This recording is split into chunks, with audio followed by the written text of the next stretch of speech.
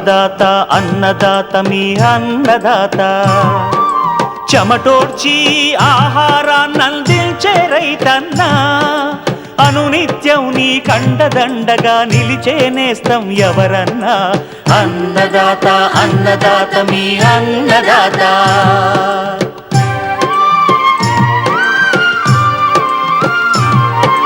నూతన రీతుల సాగుబడికి నూరింతలు పెరిగే దిగుబడికి సూచనలిచ్చే సస్య రక్షణకు పశు పోషణకి శాస్త్ర విజ్ఞానం అందించి ముందుకు నడిపే తెలుగు రైతు భారతదేశానికి మకుటం అయ్యేలా తీర్చిదిద్దే ఆశయంతో మిమ్ము మేలు కొలిపేది అన్నదాత అన్నదాత అన్నదాత మీ అన్నదాత అన్నదాత అన్నదాత మీ అన్నదాత.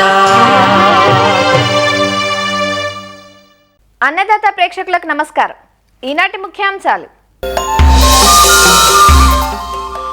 దక్షిణ భారతంలో మొదటిసారిగా బీటీ పత్తిలో సూటి రకం విత్తనం అభివృద్ధి చేసిన లామ్ శాస్త్రవేత్తలు. ఎత్తుమల్లలో కూరగాయ నారు పెంపకం మెలకువలు. ఇంకా జై కిసాన్ వ్యవసాయ సమాచారం.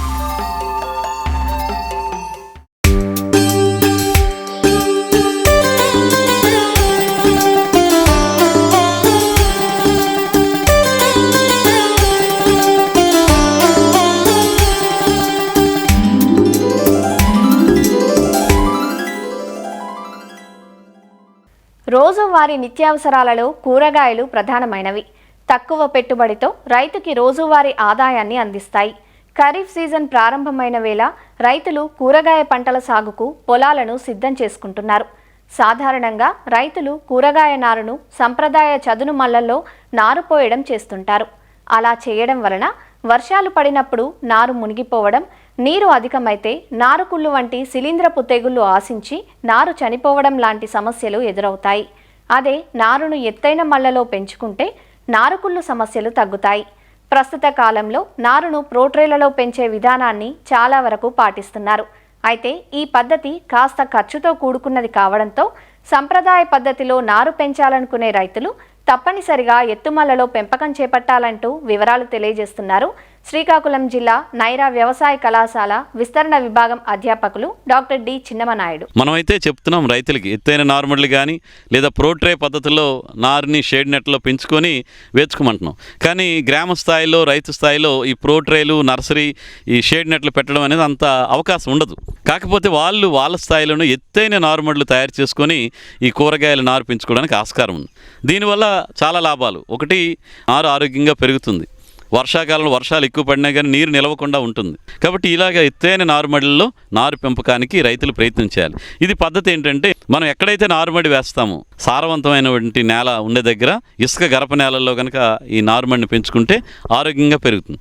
దీనికి చేయాల్సిందల్లా మనం ఎంత విస్తీర్ణంలో నారుమడి వేయాలనుకుంటున్నామో ఆ ప్రాంతాన్ని బెడ్స్ రూపంలో ఎత్తైన నారుమడిగా తయారు చేయాలి. దానికి ఏంటంటే, బెడ్లు తయారు చేసే ప్రాంతాన్ని వేసవిలో 1, 2 సార్లు 3 సార్లు బాగా కలిగి దున్నేస్తారు. తర్వాత మడి ఎత్తుగా రావడానికి సింపుల్ ఏంటంటే, 1 మీటర్ వెడల్పులో నాగలతో దున్నేయటం కానీ లేదంటే పారలతో కాలువలు చేస్తారు.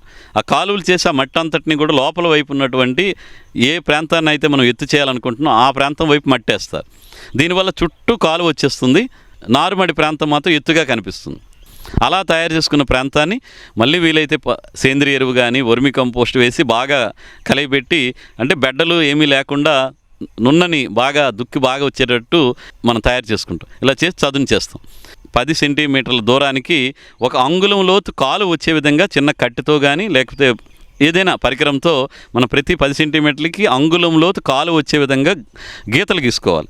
తర్వాత మనం ఎంపిక చేసుకున్న విత్తనాలని ఈ పురుగు మందులతో కానీ తెగులు మందులతో కానీ లేదంటే జీవశిలీంద్ర నాశనంతో విత్తన శుద్ధి చేసుకొని ఆ విత్తనానికి మళ్ళొక 50% వరకు మెత్తన ఇసుక కానీ లేకపోతే మెత్తన మట్టిని కానీ కలిపి మనం చేసుకున్న కాలువల్లో పల్చగా విత్తనాలు పడేటట్టు వేసుకోవాలి. అలా విత్తనాలు వేసిన తర్వాత దానిపైన మెత్తని మట్టిని కానీ మెత్తని ఇసుక కానీ లేదా వర్మి కంపోస్ట్ వేసి చదును చేసేయాలి.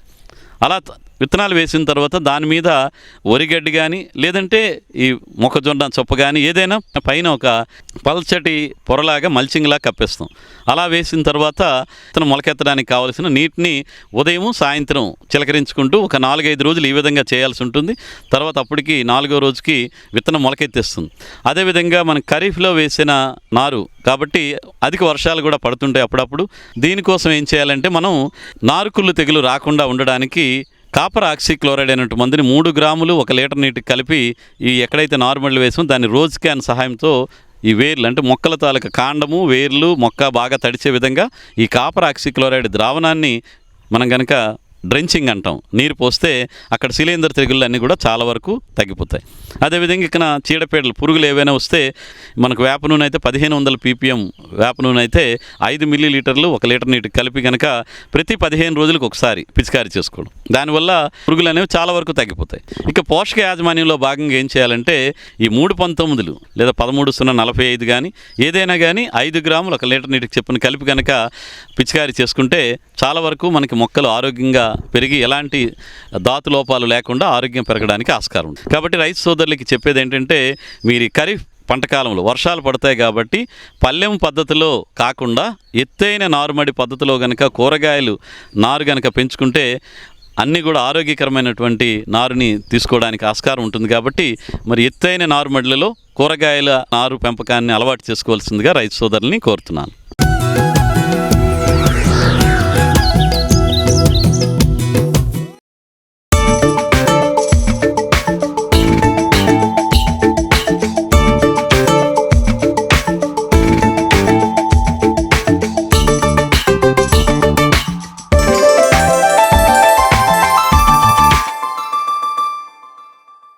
పత్తిలో ఇప్పటి వరకు బీటీ రకాలే రాజ్యమేలుతున్నాయి.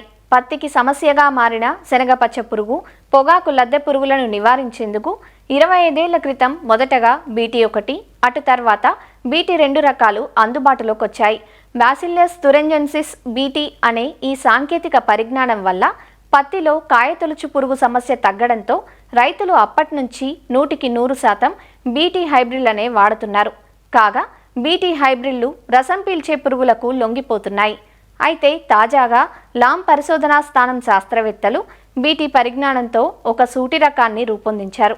దక్షిణ భారతదేశంలోనే మొట్టమొదటిసారిగా అభివృద్ధి చేయబడ్డ ఈ నూతన బీటీ సూటి రకానికి లామ్ బీటీ 2208 అని నామకరణం చేశారు. సూటి రకం అభివృద్ధి వల్ల హైబ్రిడ్ మాదిరిగా ప్రతిసారి విత్తనాన్ని బయట నుంచి కొనుగోలు చేయాల్సిన అవసరం తప్పుతుందంటూ వివరాలు తెలియజేస్తున్నారు గుంటూరు జిల్లా లామ్ ప్రాంతీయ వ్యవసాయ పరిశోధనా స్థానం ఏడీఆర్ డాక్టర్ దుర్గా ప్రసాద్. ప్రాంతీయ వ్యవసాయ పరిశోధనా స్థానం లామ్ గుంటూరు వారు గత 9 సంవత్సరాల నుంచి పత్తిలో బీటీ రకాన్ని సూటి రకాన్ని అభివృద్ధి చేయటంలో నిమగ్నమై ఉన్నారు.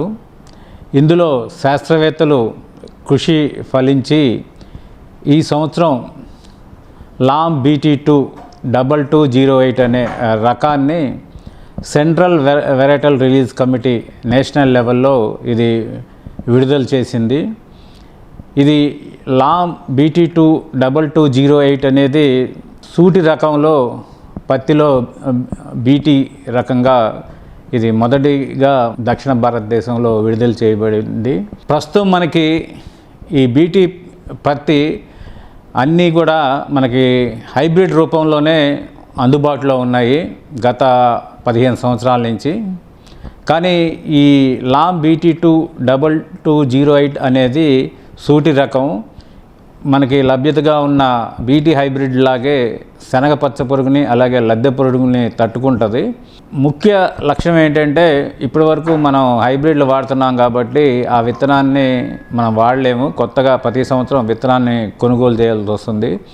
ఇప్పుడు ఈ బీటీ 2 సూటి రకంలో కనుక మనం చూసుకున్నట్లయితే రైతాంగం మనం ఇప్పుడు మిగతా పంటల వరి కానీ అపరాలు లాగా మనం ఇప్పుడు ఈ బీటీ 2208ని వచ్చే సంవత్సరం కూడా విత్తనంగా వాడుకోవడానికి అవకాశం ఉంది. కాబట్టి రైతాంగం ఈ గత 9 సంవత్సరాల నుంచి లామ్ ఫామ్ శాస్త్రవేత్తలు చేసిన కృషి ఫలితంగా ఈరోజు అందుబాటులోకి వచ్చింది.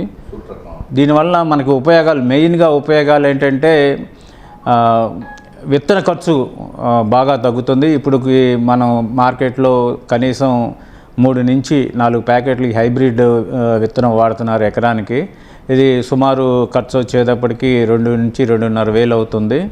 ఇప్పుడు మనం ఈ సూటి బీటీ రకం విడుదల చేసిన రకం అదే విత్తనాన్ని మనం వచ్చే పంటకు వాడుకోవచ్చు కాబట్టి చాలా తక్కువ ఖర్చుతోనే మనం సుమారు ఎకరానికి 300 నుంచి 400 సొంత విత్తనాన్నే మనం వాడుకోవటం వల్ల ఖర్చు బాగా తగ్గుతుంది, విత్తన ఖర్చు. లామ్ బీటీ 2208 రకం పంట కాలం, దిగుబడి, దూది నాణ్యత వివరాలను తెలియజేస్తున్నారు Lam farm cotton breeder doctor CH Rani. ఈ రకానికి ముందుగా మీరు చూసుకున్నట్టయితే ఇది కంప్లీట్లీ సూటి రకం అండి. ఆ సీడ్ని మళ్ళా మీరు వాడుకోవచ్చు. అంతేకాకుండా దీనికి ఉన్న ముఖ్య గుణాలు చూసుకుంటే ఇది పచ్చదోమని, వైట్ ఫ్లై, తెల్లదోమ వీటిని తట్టుకుంటుంది. సో మనకి ముఖ్యంగా ఆంధ్రప్రదేశ్లో చూసుకుంటే పచ్చదోమ అనేది చాలా ఎక్కువగా వస్తుంటుంది. దానికి ఇది రెసిస్టెన్స్ పరిశోధనలో ఉన్నట్లు తేలింది. అంతేకాకుండా ఇప్పుడు మనం ఇండస్ట్రీ వైజ్ చూస్తుంటే ఇండస్ట్రీ పీపుల్ అంతా మనకి స్పిన్నింగ్ జిన్నింగ్ మిల్స్ ఓనర్స్తో మాకు మీటింగ్స్ జరిగేటప్పుడు ఫైబర్ అంటే దూది నాణ్యత బాగుండాలి అని చెప్తున్నారు. ఆ విధంగా మేము దీన్ని పరిశోధనలో చేసి తీసుకొచ్చాము. దీని మైక్రోనేర్ లెంగ్త్ చూసుకుంటే 3.4 to 4.3 మైక్రోగ్రామ్ పర్ ఇంచ్ ఉందండి. ఇది చాలా ముఖ్యమైన లక్షణం. అంతేకాకుండా మీరు ఫైబర్ లెంగ్త్ తీసుకుంటే మీకు 29.5 to 30 mm వచ్చిందండి. ఇప్పుడు చూసుకుంటే మీకు మినిమంగా మీకు ఇరిగేటెడ్ కండిషన్లో చూసుకుంటే 32 నుంచి 35 క్వింటాలు పర్ హెక్టేర్కి ఉందండి. ఇది సుమారుగా మీకు మన కమర్షియల్గా లభించే హైబ్రిడ్లతో చూసుకుంటే సరాసరిగా అనిపిస్తుంది. అంతేకాకుండా మీకు తుప్పు తెగులు మనకు ఆంధ్రప్రదేశ్లో చాలా ఎక్కువ వస్తుంటుంది, అది కూడా ఇది తట్టుకుంటుంది. సెర్కోస్పరా లీఫ్ బ్లైట్, బ్యాక్టీరియల్ ఆకుమచ్చ తెగులు వీటన్ని త్రిప్స్ని తట్టుకుంటుంది కాబట్టి మీకు టీఎస్వి కూడా రాదు. ఇన్ని ముఖ్యమైన లక్షణాలు ఉన్న మంచి వెరైటీ కాబట్టి మీరు ఫార్మర్స్ అందరూ దీన్ని సాగు చేస్తే బాగుంటుందని మేము ఆశిస్తున్నాము. ఈ పరిశోధనకు గాను మాకు యూనివర్సిటీ నుంచి 2017 నుంచి సుమారు 9 ఏళ్ళు దీని మీద పరిశోధన చేసి మేము అభివృద్ధి చేశాము ఈ వెరైటీని. దక్షిణ భారతదేశానికి ఫస్ట్ వెరైటీగా, అలాగే ఆంధ్రప్రదేశ్ నుంచి కూడా మన ఫస్ట్ వెరైటీగా రిలీజ్ చేయడం జరిగింది. ఇది మనకెంతో గర్వకారణం అండి. ఎందుకంటే పబ్లిక్ సెక్టార్ నుంచి మీరు తీసుకుంటే మనకి కంపీట్ చేయడానికి ఒక్క వెరైటీ కూడా లేదు. మనమే సౌత్ ఇండియా నుంచి ఫస్ట్ వచ్చాము. సో ఇది మనకి అందరికీ ఆనందదాయకమైన విషయం అండి. డ్యూరేషన్ చూసుకుంటే మీకు 155 నుంచి 165 రోజులు వస్తుంది. మంచిగా నీటి పారుదల వసతి సదుపాయం ఉన్న దగ్గర పండించుకోవాలి దీన్ని. మీకు కాయ బరువు చూసుకుంటే 5.5 నుంచి 6 గ్రాముల వరకు వస్తుంది. మంచి దూది నాణ్యత ఉంది. అలాగే మీకు పెస్ట్, డిసీజ్ అన్ని రెసిస్టెన్స్లు ఉన్నాయి కాబట్టి ఇది ఒక మంచి వెరైటీ అని మేము చెప్పగలమండి. ఇంకొక లక్షణం ఏమంటే మేము గమనించింది, మీకు ఇక్కడ మనకి కృష్ణా జోన్లో ఇక్కడ మన గుంటూరు ఏరియాలో చూస్తే 90/45 సెంటీమీటర్లు ఎక్కువ వాడుతూ ఉంటారు అచ్చులు. ఆ అచ్చుల్లో ఇది బాగా మంచి ఈల్డ్ ఇచ్చిందండి. స్పేసింగ్లో చూసుకుంటే అంటే 120/60 కంటే 90/45లో బాగా ఇచ్చింది. సో అంటే మనకు కొంచెం మనం కాంపాక్ట్ టైప్ కాకుండా క్లోజర్ స్పేసింగ్లో కూడా ఇది సూట్ అవుతుంది. మీకు మోనోపోడ్లు చూసుకుంటే 0 నుంచి 1 వస్తాయి అంతే. అందువల్ల మీకు ఆపరేషన్స్ అనేవి ఈజీగా చేసుకోగలుగుతారు లోపల. మామూలుగా అయితే ఇప్పుడు మనం హైబ్రిడ్లు తీసుకున్నామండి. తీసుకుంటే ఎకరాకి 2 నుంచి 3 ప్యాకెట్లు చెప్తాం కదా. ఇక్కడైతే మనకి కొంచెం ఎక్కువ తీసుకోవాలి, ఎందుకంటే 2 మొక్కలు ఒక పాదుకు పెట్టుకోవాలి కాబట్టి. సో మీకు డబల్ పడుతుంది అన్నమాట. ఎకరాకి తీసుకుంటే 3 కిలోలు పడుతుంది ఇక్కడ. లామ్ బీటీ 2208 రకం BT2 విత్తనాలు దక్షిణ భారతదేశంలోని అన్ని ప్రాంతాలకు అనువుగా ఉంటాయని, రైతులు తామే సొంతంగా విత్తనాన్ని ఉత్పత్తి చేసుకొని ఎకరాకు 2000 వరకు విత్తనంపై ఖర్చు తగ్గించుకోవచ్చంటున్నారు పత్తి విభాగం ప్రధాన శాస్త్రవేత్త డాక్టర్ రాజమణి. ఇది మన ఆచార్య ఎన్జి రంగా వ్యవసాయ విశ్వవిద్యాలయం లామ్ ఫారం నుంచి విడుదల చేసిన సూటి రకము. ఇది మొన్న మే నెలలో నాగపూర్ నుంచి అఖిల భారత స్థాయిలో సౌత్ ఇండియా మొత్తానికి అంటే 4 రాష్ట్రాలు ఆంధ్రప్రదేశ్, కర్ణాటక, తమిళనాడు, తెలంగాణ ఈ 4 రాష్ట్రాలకు కూడా ఇది విడుదల చేయడం జరిగింది. ముఖ్యంగా ఇదేంటంటే ఇప్పుడు మనం ఆంధ్రప్రదేశ్లో చూసుకున్నట్లయితే ప్రత్తిలో BG2 హైబ్రిడ్స్ అన్నీ కూడా ఉన్నాయి. కానీ రైతుకి సూటి రకాన్ని అందించాలి అనే ఉద్దేశంతో మనం ఈ రకాన్ని తీసుకురావడం జరిగింది. ఈ రకం మిగతా రకాలు మామూలుగా పోల్చుకున్నట్లయితే దీని యొక్క దూది నాణ్యత కూడా చాలా బాగుంటుంది. 29 mm దాకా ఉంది. సున్నితత్వం కూడా ఉండటం వల్ల మంచి దూది లక్షణాలు ఉన్నాయి. దీనికి మిల్లర్స్కి కూడా చాలా ఉపయోగకరంగా ఉంటుంది అన్నమాట. ఇది రైతుకు కూడా దూది నాణ్యత ఉండటం వలన మనకి రేటు కూడా మార్కెట్లో ఎక్కువ పడే అవకాశం ఉంది. ముఖ్యంగా ఏంటంటే రైతులు తన సొంత విత్తనాన్ని తనే వాడుకోవాలి అన్న ఉద్దేశంతో ఈ సూటి రకాన్ని తీసుకురావడం జరిగింది. మిగతా పంటల్లో ఎట్లానో వరి, పెసర, మినుములో రైతు తన సొంత విత్తనాన్ని తనమే వాడుకుంటాడో, కమర్షియల్ క్రాప్ అయిన వాణిజ్య పంటల్లో హైబ్రిడ్ రాజ్యం వెళ్తున్న ఈ రోజుల్లో కూడా మనం సూటి విత్తనాన్ని తీసుకుని వచ్చి రైతు సోదరుడికి మనము మేలు చేయాలన్న తలంపుతో మనం ఈ రకాన్ని విడుదల చేయటం ఉంది. దీనివలన రైతు విత్తనం మీద సుమారు ఎకరానికి 2,000 రూపాయల దాకా ఖర్చు తగ్గించుకోవచ్చు. అంతేకాకుండా ఈ రకము పచ్చదోమను తట్టుకునే లక్షణాలు ఉన్నందువలన దోమల మీద పచ్చదోమని కంట్రోల్ చేసే మందులు కూడా వాడకం తగ్గించినట్లు అవుతుంది. అంతేకాకుండా కొన్ని రకాల తెగుళ్ళకు కూడా తట్టుకునే శక్తి ఉన్నందువలన రైతు సోదరుడు స్వావలంబంగా అంటే తనంత సొంతగా తనే విత్తనాన్ని తన చేతిలో ఉంటే కల్తీల బారిన పడకుండా, లేకపోతే నాణ్యతా విత్తనం తనే సొంతంగా చేసుకొని ఆ విత్తనాన్ని ఇతర రైతు సోదరులకు కూడా పంచుకున్నట్లయితే మనం ప్రత్తిలో పెట్టే ఖర్చు చాలా మటుకు తగ్గించుకోవచ్చు. మన భారతదేశం సూచించిన సరాసరి దిగుబడులు పెంచాలని ఉద్దేశింది. ఇప్పుడు దేశంలో 450 కిలోల దూది అంటే లింట్ విత్తనాలు తీసిన దూది నుంచి 750 కిలోలకు తీసుకెళ్లాలని నిర్దేశించిన ప్రమాణాలని మనం ముందుకెళ్లాలనే ఉద్దేశంతో ఈ విధంగా చేస్తున్నాం. ఇంతేకాకుండా రాబోయే రకాల్లో కూడా ఇప్పుడు అఖిల భారత స్థాయిలో లామ్ ఫారం నుంచి 13 రకాలు మనం పరిశోధనలో ఉన్నాయి.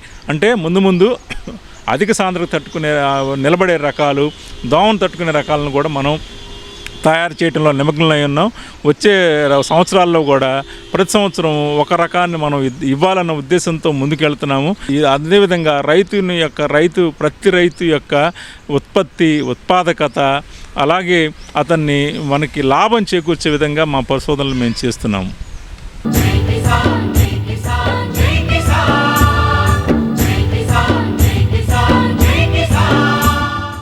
వ్యవసాయ సమాచారం ఇప్పుడు జై కిసాన్లో చూద్దాం.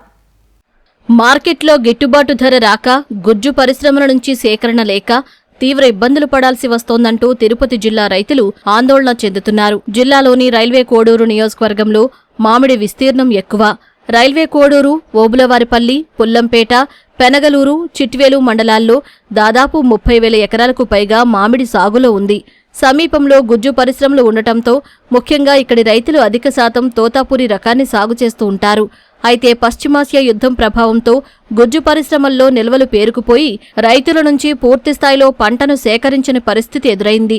దీనికి తోడు మార్కెట్లోనూ సరైన ధర రావడం లేదని కిలోకు 3 నుంచి 4 రూపాయల మధ్య అడుగుతున్నారంటూ రైతులు వాపోతున్నారు. తోతాపురి 4 రూపాయలు ఫ్యాక్టరీ రేట్ పెట్టినారు.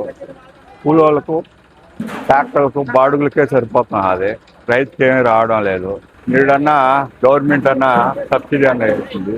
ఈ సంవత్సరం ఏది రైతులతో పట్టుకోలేదు. 12 ఎకరాలు మామిడి తోట ఉంది. 12 టన్నులు కాయలు రావు. 2,50,000 ఖర్చు అయింది. గవర్నమెంట్ 1 రూపాయి సహాయం లేకపోయా. 3 రూపాయల నుంచి 4 రూపాయలు ఫ్యాక్టరీ రేటు. బంగారుపాలెం 7 రూపాయలు అని చెప్తారు, 3 రూపాయలు అని చెప్తారు. ఆడికి ఈడికి తేడా అయింది. ఎరువు మూటలేమో నెలకు 500 రూపాయలు పెంచుతారు. 12 రూపాయలు లేనిది గిట్టుబాటు రేటు రాదు. ఈ ఎకరాకు 10,000 ఖర్చు వస్తుంది. నాకు 10 ఎకరాలు ఉన్నది. మొత్తం కొట్టేసిన 120 చెట్లు ఉండించుకోండా అవి ఈసూరు పంపించేస్తా.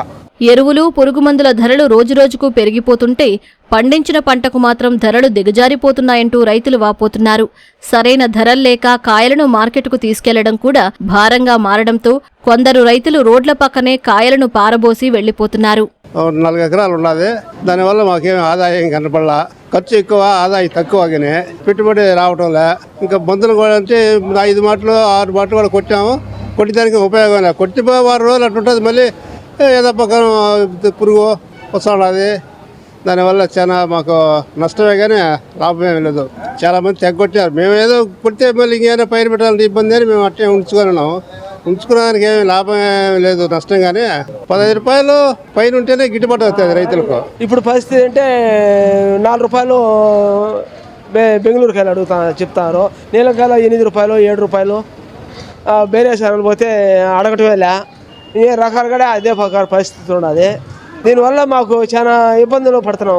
మేము పుట్టిన 4 దఫాలు 5 దఫాలు మందులు కొడితే మందులకు కూడా రావటంలే. కనీసం 20 రూపాయలన్నా ఉంటే గిట్టుబాటు ఉంటుంది. మామిడికాయల పరిస్థితి చాలా దారుణంగా ఉంది. ఫ్యాక్టరీ వాళ్ళు పోతే ఈ మధ్యనంతా 5 రూపాయలు అంటా ఉన్నారు, ఇప్పుడేమో 4 రూపాయలకు వచ్చింది. తర్వాత రైతులకు గిట్టుబాటు ధర లేక చాలా ఇబ్బంది పడుతున్నారు. ఒక ట్రాక్టర్ కాయలు కోయాలంటే 10 మంది కూలీలు, 10 మంది కూలీలకు 6,000 రూపాయలు కూలీలు అవుతున్నాయి. ఒక ట్రాక్టర్ కాయలు కోయాలంటే ఒక ట్రాక్టర్లో 3 నుంచి 3.5 టన్ను కాయలు వస్తాయి. దానికి వచ్చి 10,000 రూపాయలు ఖర్చు వస్తుంది. 3.5 టన్ను అమ్మితే 12,000 వస్తుంది. 10,000 పోతే 2,000. ఈ 2,000 రూపాయలు రైతులకు వస్తుందా? వాళ్ళ అన్నాలకి టిఫిన్లకి సరిపోతూ ఉంది. బెంగళూరు కాయలకి మాత్రము రైతులు కొంతమంది కొయ్యకుండానే నిలిపేస్తున్నారు. లేదు మామిడి తోటలు చెడిపోతాయి, తెగులు వస్తాయి, ఇవన్నీ మాగిపడి కింద పోతాయని అట్లా చేసి కొంతమంది కోస్తున్నారు. కనీసం అంటే రైతుకు ఏ ప్రభుత్వం వచ్చినా రైతుకు మాత్రం మంచి చేసేవాళ్ళు ఎవరు కాంటాలేదు. మామిడికాయలు ఫస్ట్లో 20 రూపాయలు అమ్మినాయి, 20 రూపాయల నుంచి ప్రతిరోజు రేటు తగ్గుతూనే వస్తుంది. తర్వాత జ్యూస్ ఫ్యాక్టరీలు ఈ కాయలు పలుపు అమ్మలేదని వాళ్ళు అంటారు. పలుపు అమ్ముతున్నారా లేదనే తెలియదు. గవర్నమెంట్ మనకు యుద్ధాలు పడుతున్నాయి, పెట్రోల్ పెరిగింది, పెట్రోల్ పెరిగితే ట్రాన్స్పోర్ట్ పెరుగుతుంది, ట్రాన్స్పోర్ట్ పెరిగితే రైతు మీదనే పడుతూ ఉంది. అది 5 రూపాయల కాయలు కొనే వాళ్ళు ట్రాన్స్పోర్ట్ పడిందని చెప్పేసి 4 రూపాయలు కొంటున్నారు. ఈ విషయమై ఉద్యాన శాఖను సంప్రదించగా ప్రస్తుత సంక్షోభ పరిస్థితుల్లో ప్రాసెసింగ్ పరిశ్రమలతో సంప్రదింపులు జరిపి రైతులకు మేలు జరిగేలా చూస్తామంటూ వివరిస్తున్నారు. మామిడిని పక్వత ఆధారంగా దశలవారీగా మార్కెట్కు తీసుకొస్తే ధరల ఆటుపోట్లను కొంతవరకు తట్టుకునే అవకాశం ఉంటుందంటూ సూచిస్తున్నారు. రైల్వే కోట నియోజకవర్గంలో దాదాపు 30,000 ఎకరాల్లో మనకొసరికి మామిడి అనేది ప్రతి సంవత్సరం సాగుతూ ఉంది. మనకొసరికి ప్రాసెసింగ్ రకం తోతాపురి మనకి 70-75% ఏరియా ఇక్కడ సాగుతూ ఉంది.